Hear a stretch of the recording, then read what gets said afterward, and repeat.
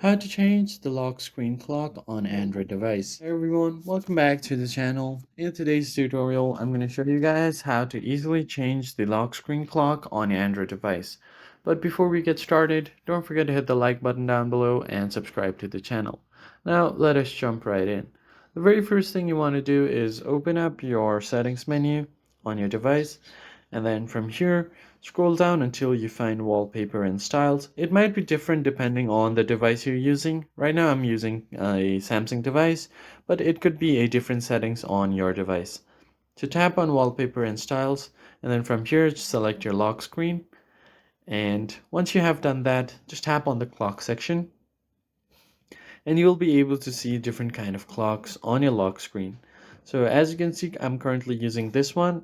You can move the entire section, make it bigger or smaller, depending on your choice. Select the color of your font, like so. And then from here, you could select any type of clock that's available here. And if you want to show weather information, you could do that as well. So that's how you easily change the lock screen clock on your Android device. I hope you found the tutorial helpful. I'll catch you guys on the next video. Thanks for watching.